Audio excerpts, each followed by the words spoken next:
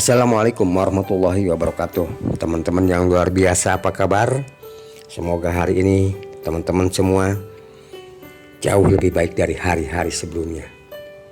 Teman-teman yang luar biasa, kali ini saya ingin bercerita, dan cerita ini saya dapatkan, saya ambil, saya kopas dari salah satu teman saya di Facebook, dan tertulis di Facebook tersebut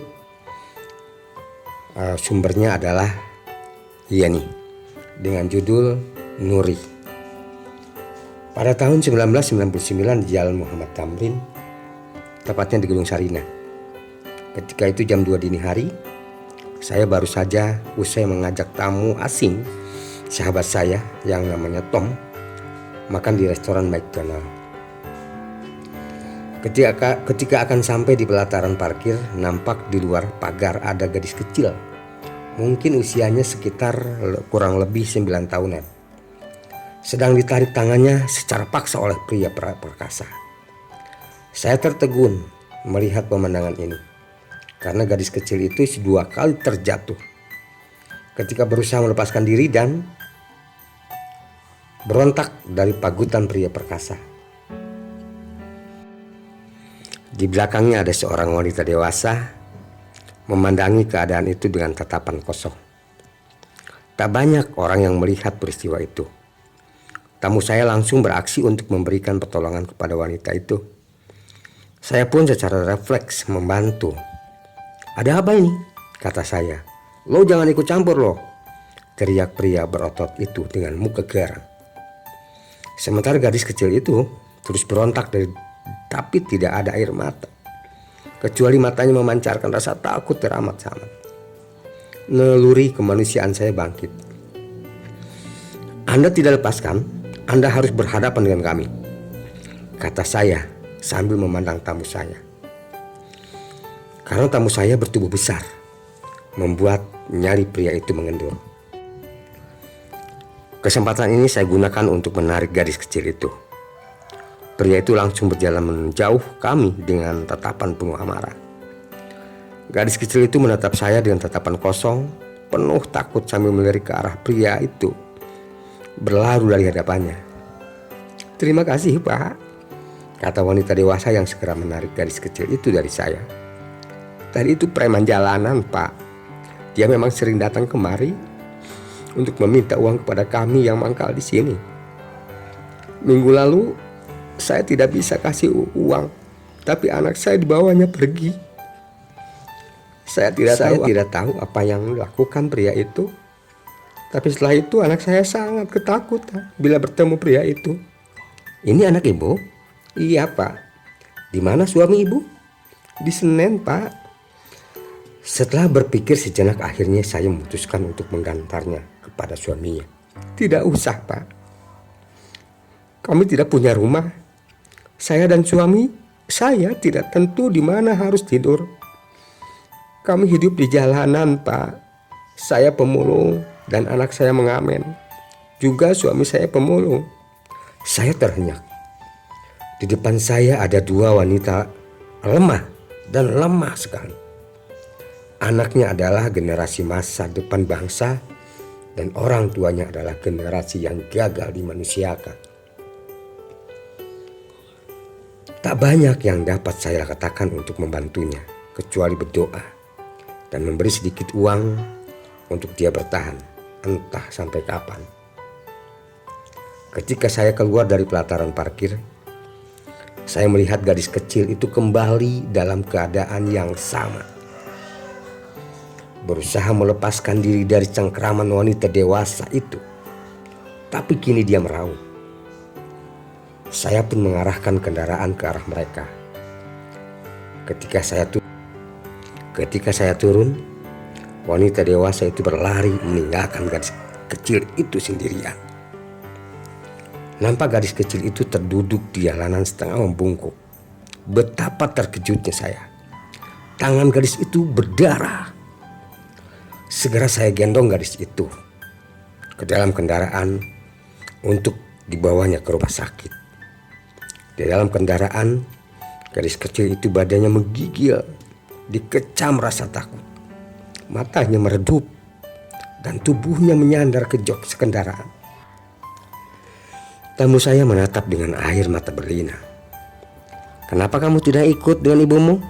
tanya saya dengan lembut kepada gadis kecil ini. "Dia bukan ibu saya, bukan," katanya lirih. Saya terhenyak. Bagaimana mungkin seorang ibu yang dapat berkata begitu manisnya untuk dipercaya sebagai pelindung, tapi ternyata tak lebih dari rubah yang juga pemangsa manusia yang lemah. Tak ada bedanya dengan pria dewasa yang berbadan kokoh tadi. "Jadi ibu kamu di mana, Nak?" "Saya tidak tahu." Kembali saya terhenyak. Anak seusia ini harus menanggung kerasnya kehidupan di sebuah negeri yang akrab dengan musim semi, yang dikelilingi oleh kekayaan alam melimpah, yang berbudaya dalam didikan agama. Akankah anak ini mengerti semua apa yang ada di sekelilingnya? Akankah bila setiap hari keamanan terancam oleh wajah-wajah bertopeng malaikat namun berhati iblis? Kemana dia harus berlindung? Dan siapakah yang harus bertanggung jawab dengan ini semua? Ada lebih dari 300.000 anak jalanan seperti ini di Jakarta. Nasib mereka tak jauh beda. Terancam dan tereksploitasi oleh orang-orang dewasa yang perkasa. Sepulang dari rumah sakit, anak ini baru kami ketahui namanya. Dan nama lengkapnya adalah Nuri. 3 hari di opname anak ini sehat kembali. Tamu saya berkebangsaan Amerika berbulat hati untuk mengadopsi anak ini. Teman-teman yang luar biasa. Singkat cerita, pada tahun 2009 di bandara, di terminal kedatangan, saya lihat dari kejauhan nampak teman saya yang lama, Tom dari Amerika, berjalan ke arah saya.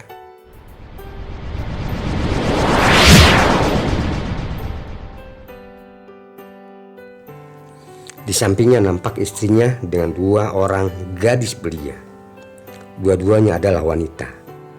Namun satu berkulit coklat dan satunya lagi berkulit putih. Yang berkulit coklat berlari kencang ke arah saya. "I miss you so much, Engko," sambil memeluk erat kepada saya. Nampak Tom tersenyum dan istrinya menatap haru. Memang sejak Nuri tinggal bersama Tom, kami sering video call lewat Skype. Nuri selalu ikut dalam video call tersebut. Nuri diterima di Harvard. Dia cerdas sekali, selalu ranking terbaik di sekolah, kata Tom.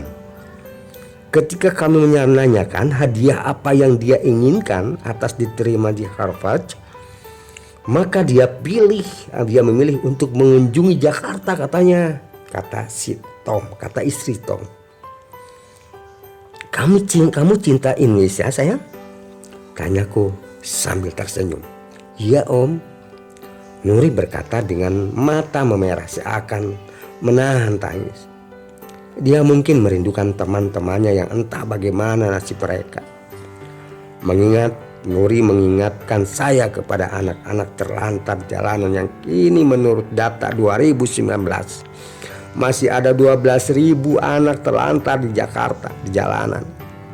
Mereka adalah korban dari orang tua yang gagal. Entah tulisan ini siapa. Teman-teman yang luar biasa. Terima kasih telah menggugah hati kami yang nulis tulisan ini, cerita ini. Semoga ada yang lain seperti Tom yang lain yang ingin mengadopsi anak-anak jalanan. Teman-teman yang luar biasa. Tetap semangat, tetap optimis, dan salam dahsyat. Wassalamualaikum warahmatullahi wabarakatuh.